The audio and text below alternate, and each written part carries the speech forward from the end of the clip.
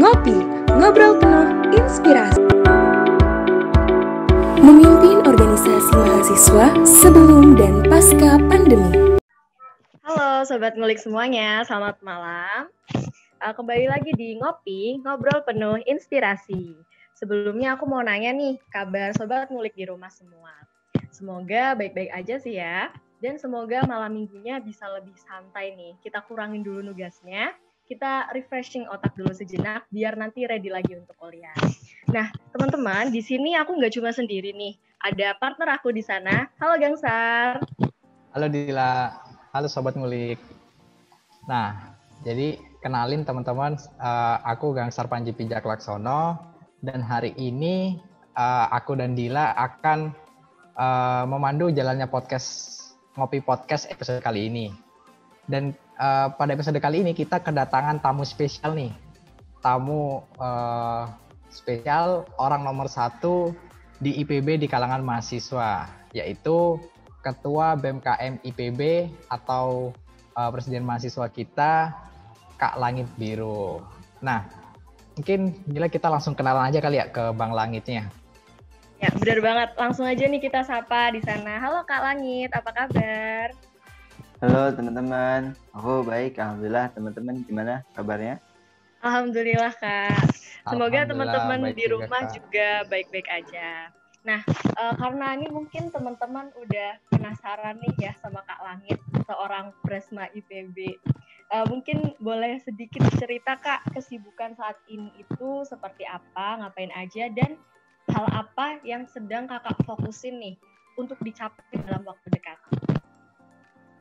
Oke, kalau boleh sedikit cerita, saat ini aku tentu sedang menjalankan amanah sebagai Presiden mahasiswa dengan berbagai macam bentuk kegiatan yang harus dilaksanakan, seperti memimpin rapat, kemudian juga hadir di beberapa acara, taping beberapa video, karena sekarang sifatnya kurang lebih hampir sebagian besar proker itu semi hybrid, dan berbagai macam hal-hal lainnya di BMKM. Kemudian untuk kegiatan lainnya, mengerjakan tugas akhir atau skripsi sebagai amanah sebagai mahasiswa tingkat akhir. Kemudian juga aku lagi senang yang namanya belajar investasi, sambil sedikit-sedikit ada kerjaan part-time yang dilakukan. Dan untuk target terdekat tentu menyelesaikan amanah di BMKM dengan sebaik mungkin, melayani keluarga mahasiswa IPB sebaik mungkin, kemudian juga berusaha untuk menyelesaikan tugas akhir atau skripsi kalau bisa sebelum bulan Mei ini. Kurang lebih seperti itu. Wah, mantep banget ya teman-teman, Sobat Ngulik di rumah. Jadi bisa dibilang kegiatan Bang Langit ini benar-benar padat ya, tapi juga produktif dan tentunya menginspirasi kita semua gitu. Terus kegiatan Bang Langit ini juga bisa dibilang visioner gitu. Jadi tiap hal yang dilakuin itu selaras dengan tujuan yang ingin dicapainya gitu. Pokoknya keren banget deh Bang Langit ini, Sobat Ngulik. Nah, lanjut nih Kak Langit, boleh ceritain sedikit nggak gitu tentang perjalanan Kak Langit menjadi presiden mahasiswa gitu. Terus kenapa Kak Langit ini mau jadi Presma? Apakah ada tujuan atau bagaimana Kak? Seperti itu Kak. Oke, kalau untuk sedikit cerita menjadi Presma sendiri, jujur untuk aku ketika masuk IPB itu nggak pernah ada kepikiran pengen jadi Presma sama sekali. Baru kepengen jadi Presma itu ya mungkin tingkat 3 atau yang mendekati tingkat 4 lah, kurang lebih seperti itu. Selama ini aku di IPB ya memang senang aja berorganisasi, senang di BEM ya, aku di BEM 4 tahun gitu, dari BEM PPKU, BEM SB 2 kali, hingga BMKM. Memang tujuan utamanya itu untuk mencari kegiatan aja, karena aku suka berorganisasi dan ngerasa nyaman di BEM, dan juga nggak mau gabut. Akhirnya dijalanin, kemudian juga ikut beberapa kepanitiaan, salah satunya itu ada MPKMB, dan memang enjoy aja ngejalaninnya gitu. Jadi memang tujuan awal tuh nggak ada yang pengen kepikiran jadi Presma. Nah, jadi Presma ini kepikiran ya baru tadi tingkat 3 pertengahan sampai awal-awal tingkat 4 lah gitu, karena merasa melihat ada peluang yang aku rasa kala itu cukup besar seperti itu. Dan kenapa pengen jadi Presma? Hal itu landasan terkuatnya adalah karena dulu ketika di BEM Sekolah Bisnis, ketika aku diamanahin jadi ketua BEM Sekolah Bisnis, aku ngerasa ada banyak hal yang sulit terrealisasi karena keterbatasan sumber daya. Itu entah itu dari sumber daya manusia di MSB itu sendiri, dari kemudian ya kapasitas atau kapabilitas pengurusnya, maupun dari hal-hal lainnya seperti dana dan jumlah pengurus dan sebagainya. Padahal kala itu aku punya banyak ide-ide yang menurut aku itu bisa sangat hebat ketika diimplementasikan. Tapi aku juga tidak menyalahkan rekan-rekan yang lain. Aku juga mau sendiri bahwasanya mungkin BMSB memang punya beberapa keterbatasan. Nah, dari hal itu aku ngerasa kalau di BMKM ini sumber dayanya sangat besar.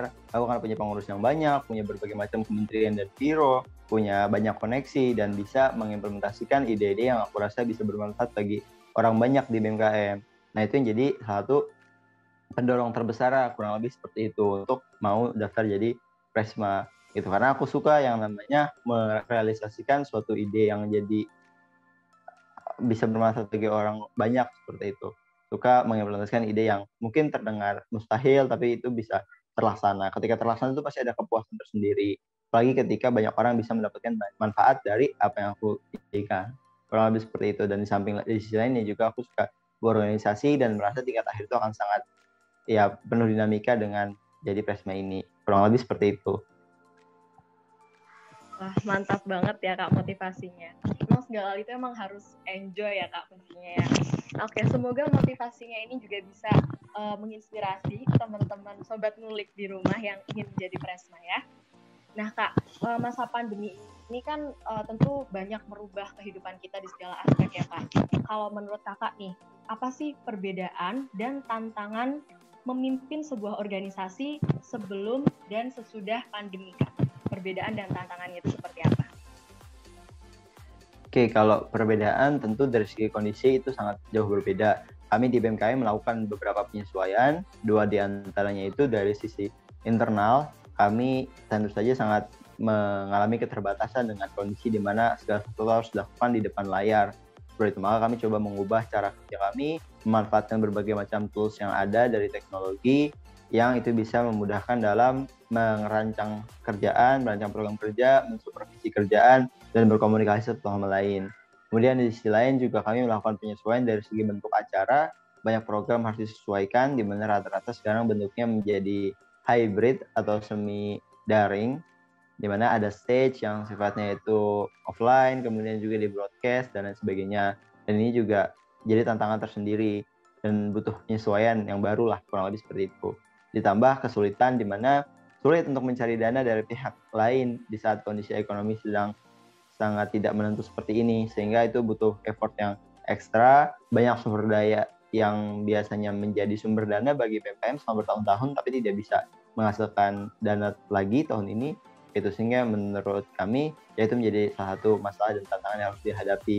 Dan bedanya mungkin ketika kondisi offline, banyak hal yang kiranya bisa lebih hidup ketika rapat-rapat organisasi dilakukan secara offline, kemudian juga acara-acara secara offline, yaitu banyak hal yang kami rasa bisa lebih hidup. Tapi kami pun tidak menyesali hal itu, kami pun melihat ada banyak keuntungan dari kondisi dari seperti ini, dan itulah yang kami manfaatkan. Kurang lebih seperti itu. Nah, jadi begitu Sobat Ngulik. Jadi menurut Bang Langit, sebelum dan sesudah pandemi itu ada perbedaan dan tantangan yang harus dihadapi. Dan kalau dari BMKM sendiri, tadi Bang Langit menyampaikan ada melakukan beberapa penyesuaian, baik itu dari segi acara maupun sistemnya. Terus juga menurut Bang Langit, tantangan yang saat ini itu salah satunya itu ada sulitnya mencari dana dari pihak eksternal, karena memang perusahaan-perusahaan atau yang dulunya ketika offline potensial buat menjadi sponsor ya, itu sekarang mengalami kondisi yang sulit gitu, sehingga agak sulit buat mencari dana gitu. Nah, ngomongin soal Bang Langit yang sekarang udah jadi Presma nih Bang, kira-kira ada suka dukanya nggak nih Bang? Atau suka duka apa yang pernah dialami Bang Langit selama menjabat ini? Kalau suka duka sangat banyak, bahkan aku ngerasa banyak hal yang terjadi itu sebelumnya di luar ekspektasi. Ketika dulu masih jadi ketua BEM, nggak kepikiran ternyata jadi Presma itu rasanya kayak gini. Itu untuk sukanya sendiri, senang banget, terutama ketika punya banyak rekan-rekan pengurus di BMKM, bisa kerja sama berbagai macam ya teman dari berbagai macam fakultas, latar belakang, kebiasaan, kemudian juga kemampuan, itu sangat berdinamika dan seru rasanya. salah satu sukanya dukanya adalah banyak tekanan-tekanan yang datang dari pihak-pihak eksternal, dari katakanlah pihak di luar kampus, pihak mungkin di dalam kampus sendiri, itu sehingga itu kadang ya membuat aku kayak agak-agak pertama kesel, kadang juga sedih, kadang juga marah, kadang juga kecewa dan sebagainya. Itu menurut aku salah satu konsekuensi terberat menjadi seorang presma seperti itu. Mungkin ya menjadi presma tidak bekerja di ranah yang teknis, tidak mungkin capek secara ya ribet gitu kan, secara mungkin prosedur kerja dan sebagainya, tapi tanggung jawabnya sangat besar, banyak yang mencoba menekan, banyak yang mencoba berekspektasi secara tinggi, seperti itu. Ya di sisi lain juga cukup capek lah secara fisik karena banyak banget agenda yang harus dihadiri, baik online maupun offline, seperti itu. Benar banget Kak, menarik banget ya hidup ini. Apalagi di masa pandemi ini tentu banyak sekali duka, namun juga ada sukanya. Seperti hidup ini juga, walaupun ada ujian, tapi ada hikmahnya. Nah Kak, ngomong-ngomong hal menarik nih Kak, pengalaman menarik dan paling bermanfaat selama menjadi presma itu apa sih Kak bagi Kakak? Pengalaman menarik banyak sebetulnya, ketika bisa mulai berkumpul sama kawan-kawan dari kampus lain, merancang berbagai macam hal, merancang berbagai macam gerakan. Tapi ada satu hal yang menurut aku paling menarik. Jadi ceritanya waktu itu aku lagi makan aja gitu kan di warkop biasa itu di Batang. Terus tiba-tiba ada orang dari Mabes TNI yang nyamperin, yang datang ngajak ngobrol. Jadi kayaknya sih itu memang orang-orang dari kayak Intel gitu lah, Intel dari TNI gitu ngajak ngobrol. Padahal aku nggak tahu sebelumnya itu siapa dan nggak pernah ngasih tahu lokasi, nggak pernah ngasih tahu kondisi, nggak pernah ngasih tahu jadwal. Tiba-tiba datang diajak ngobrol lagi makan di warkop di Batu. Kan kaget ya. Itu salah satu pengalaman paling menarik sih gitu. Ternyata ya menjadi presma masuk ke radar orang-orang yang dibilang kita nggak kepikiran sebelumnya, itu dipantau, diawasi dan lain sebagainya. Mungkin seperti itu.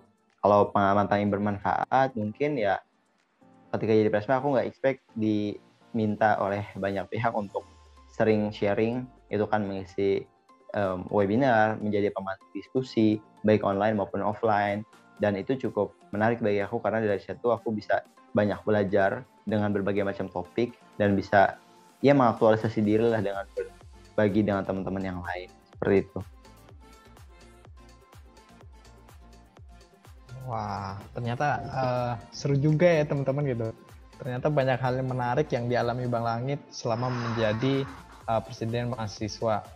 Dan tadi tuh yang ternyata yang paling menarik bagi Bang Langit itu ketika lagi makan di warung kopi, terus tiba-tiba ada orang dari TNI datang buat ngajak ngobrol. Dan itu menandakan bahwa ternyata menjadi presma itu nggak cuma ibaratnya dikawal oleh teman-teman mahasiswa IPB sendiri, ternyata juga ada dipantau juga dari pihak eksternal. Wah, nggak kebayang sih gimana rasanya Bang.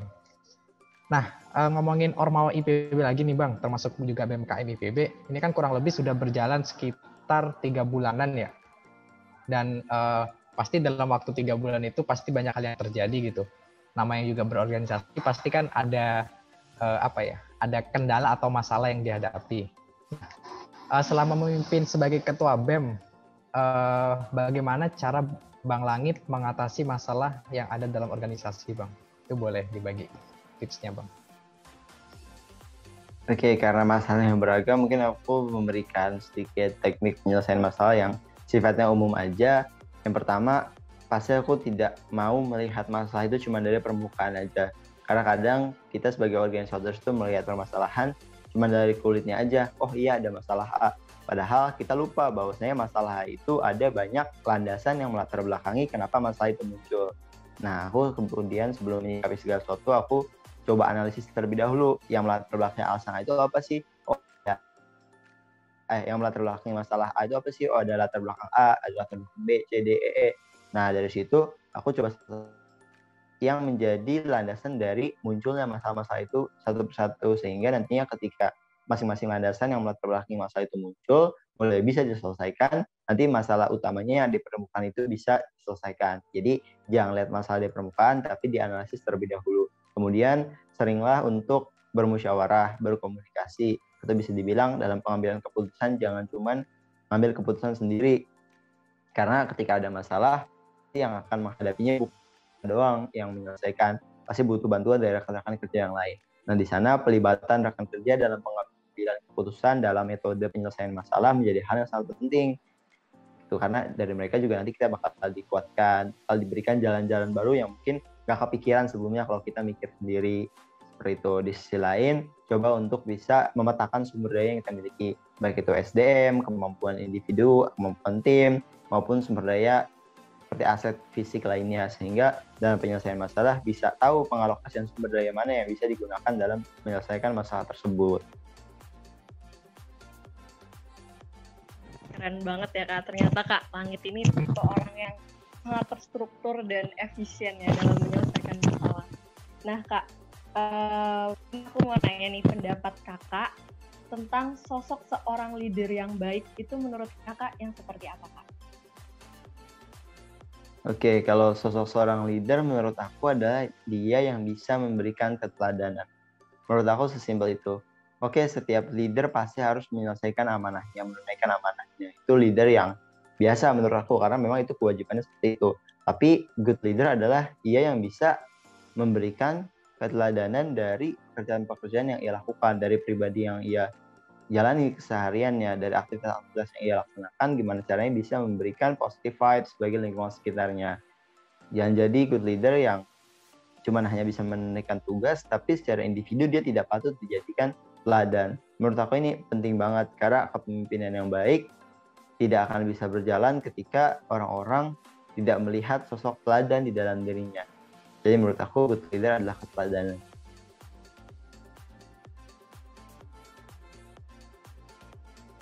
Wah, emang mantap banget nih. Jadi sosok good leader menurut Bang Langit itu adalah dia yang bisa memberikan keteladanan, baik itu dari pekerjaan-pekerjaan yang dia lakukan, aktivitas-aktivitas yang dia lakukan, maupun dari segi kepribadiannya. Jadi intinya yang bisa menularkan positive vibes, kurang lebih seperti itu teman-teman. Nah, lagi-lagi ngomongin organisasi Bang nih. Kan kalau organisasi itu ada yang namanya regenerasi Bang gitu, dan tiap periodenya pasti berganti kepemimpinan. Nah, mungkin tahun ini di BMKM itu adalah waktunya Bang Langit dan timnya. Nah, tapi kan tahun depan itu masih belum ada yang tahu Bang. Nah, pertanyaan terakhir nih, mungkin boleh ngasih tipsnya Kak buat teman-teman mahasiswa yang ingin menjadi Presma atau Ketua BMKM IPB di periode selanjutnya gitu. Mungkin teman-teman di Sobat Ngulik itu ada yang kepengen gitu, nggak jadi meneruskan jejak Bang Langit. Boleh ya Bang Langit. Oke, baik Sobat Ngulik sekalian yang mendengarkan podcast kali ini dan punya keinginan menjadi presiden mahasiswa, ada beberapa hal yang menurut aku bisa teman-teman persiapkan dari sekarang. Pertama, menjadi seorang presiden mahasiswa itu bukan cuma soal keren-kerenan, bukan cuma soal mengemban amanah tugas, tapi tanggung jawabnya sangat berat.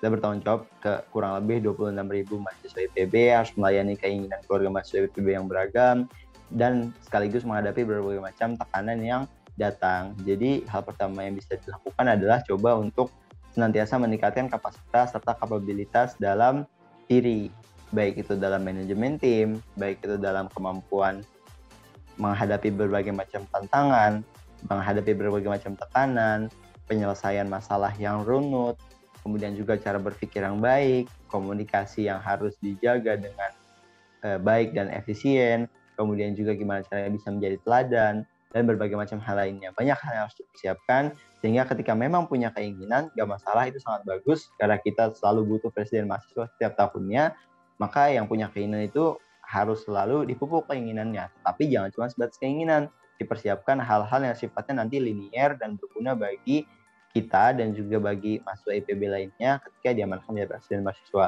Di sisi lain, coba mulai bangun track record yang mumpuni.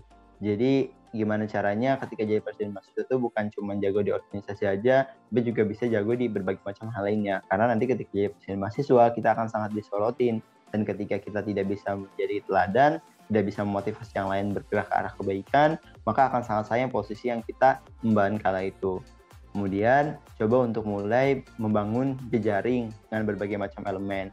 Baik itu keluarga mahasiswa IPB sendiri, mulai dari teman departemen, teman fakultas, teman lintas fakultas, maupun di luar keluarga mahasiswa itu. Seperti misalkan dari kampus lain, seperti misalkan stakeholders lain di LSM, di lembaga, kemudian juga mulai jalin kerjasama atau komunikasi yang baik dengan pimpinan IPB. Karena hal itu yang nantinya akan sangat membantu. Saya bisa jadi presiden mahasiswa tidak lepas dari ratusan orang yang membantu saya kala itu di tahap persiapan pemira, saat pemira maupun pasca pemira. Dan saat ini pun tidak bisa dinamakan presiden mahasiswa ketika saya tidak dibersamai dengan kurang lebih 273 pengurus kabinet zilenial. Dan kadang saya juga merasa bahwasanya mereka-mereka inilah yang sangat, bukan kadang sih, saya selalu merasa bahwasanya mereka inilah yang selalu mendukung saya gitu. Bahkan bisa dibilang saya ini sebenarnya nggak ada efeknya juga di kabinet. Saya merasa ketika tidak ada saya pun kabinet bisa tetap berjalan karena saya merasa sistemnya sudah terbangun dengan baik dan setiap pengurus kabinet sangat punya potensi dan sangat punya kemampuan dalam manajemen tugasnya masing-masing. Sehingga posisi presiden mahasiswa adalah posisi yang penting dan tidak penting. Kenapa? Karena memang punya banyak job yang spesifik, tapi di sisi lain juga harus mawas diri bahwasanya kita bukan siapa-siapa, kita cuma satu orang. Ada banyak orang lain yang membantu kita dan mereka lah yang sebetulnya lebih penting. Jadi mindset itulah yang perlu ditanamkan ketika memang ini menjadi presiden mahasiswa. Jangan merasa bahwa presiden mahasiswa adalah yang Superman, paling powerful, paling hebat dan lain sebagainya. Karena mungkin banyak orang telah biasa menjadi orang yang tidak punya kekuasaan, tapi ketika ia diamanahkan menjadi kekuasaan, dia mungkin tidak terbiasa dan menjadi tidak mudah dalam memimpin dan bisa jadi malah bersifat destruktif. Jadi mindset seperti ini harus mulai dibiasakan ketika memang telah memiliki keinginan untuk menjadi seorang presiden mahasiswa yang penuh dengan tanggung jawab, yang mungkin memiliki kekuasaan yang besar dan juga memiliki tentu saja tanggung jawab dan tantangan yang besar pula. Seperti itu.